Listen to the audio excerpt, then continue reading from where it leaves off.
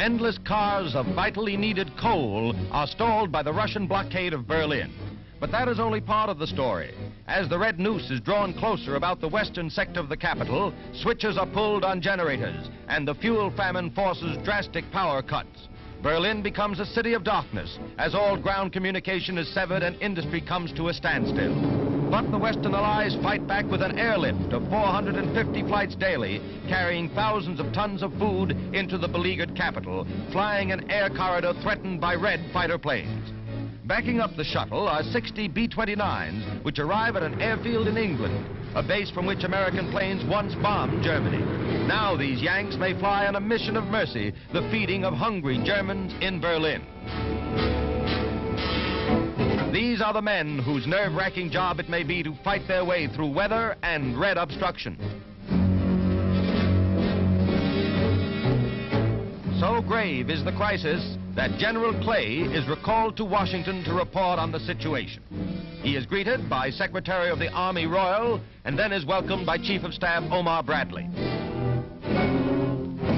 On his shoulders may rest the responsibility for peace or war, and the Commander-in-Chief at the White House awaits his appraisal of the most explosive situation yet in the struggle between East and West.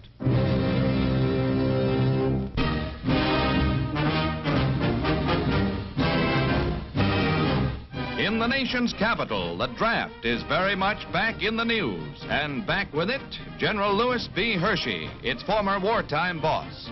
To newsmen, General Hershey explains the regulations of the new draft setup, which will bring our armed forces up to authorized strength. The Congress has taken note of the fact that enough men could not be procured by voluntary means to fill the armed forces and pass the Selective Service law. To carry that out, a registration has been called for starting on the 30th day of August.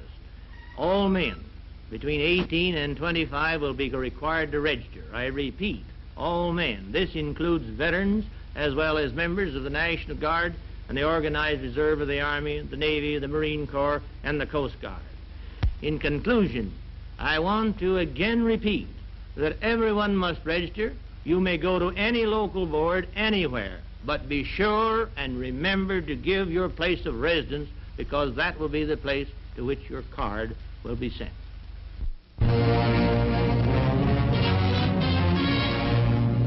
Following a year of investigation, 12 top communists in this country are rounded up.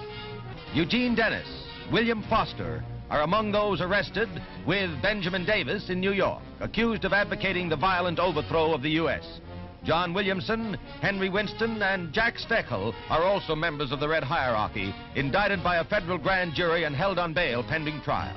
Communists and their sympathizers are screaming foul. That is their right, as is a fair trial.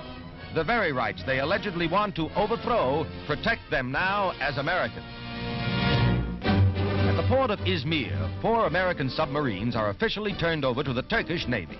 All veterans of Pacific fighting, the craft are gifts from America. Turkish sailors come aboard to take over after the transatlantic voyage. The subs will strengthen the Turkish fleet, uneasily eyeing Russia. In the final act of transfer, the Stars and Stripes come down, a flag that scourged the Jap fleet in the Pacific. The Turkish standard is raised. Turkey, steadfast in the face of threats to the Dardanelles, retains her position in the family of free nations against all pressure. American aid bolsters Turkey, and it comes in a moment of unrest in the Middle East as well as throughout Europe.